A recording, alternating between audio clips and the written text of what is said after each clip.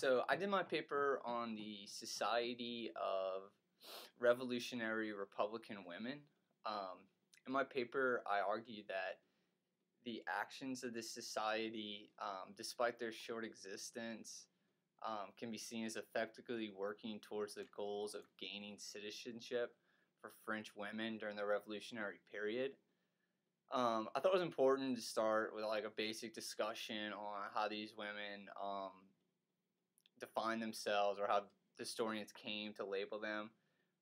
So these women were citoyennes, which was a female citizen without citizenship, and how this concept unintentionally created a space that legitimated women's claims to be a vital member of the nation.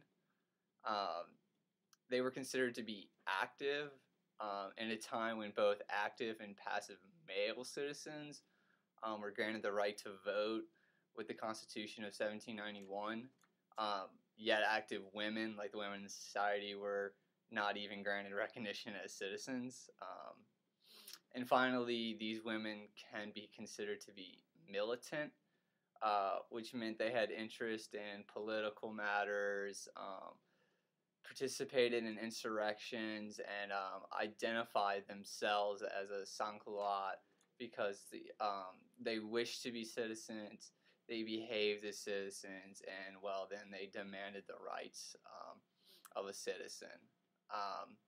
But what I found the most interesting in my research were like the devices or the means they used in order to reach these goals of citizenship, or at least to impact um, things socially and politically, despite not even being citizens.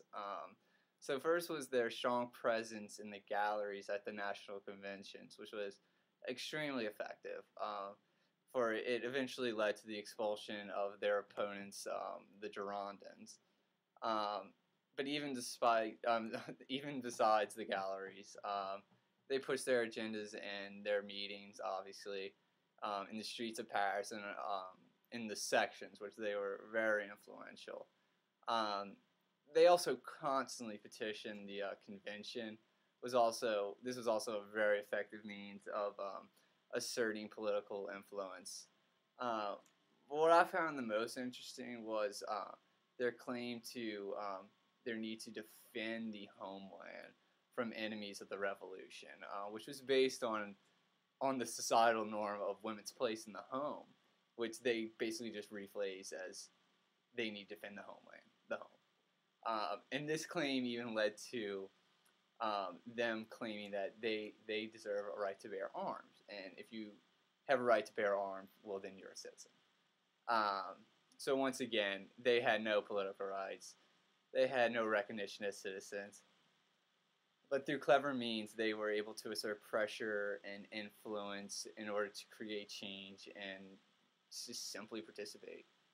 Um, for my sources, I probably use up to like 10 to 12 sources.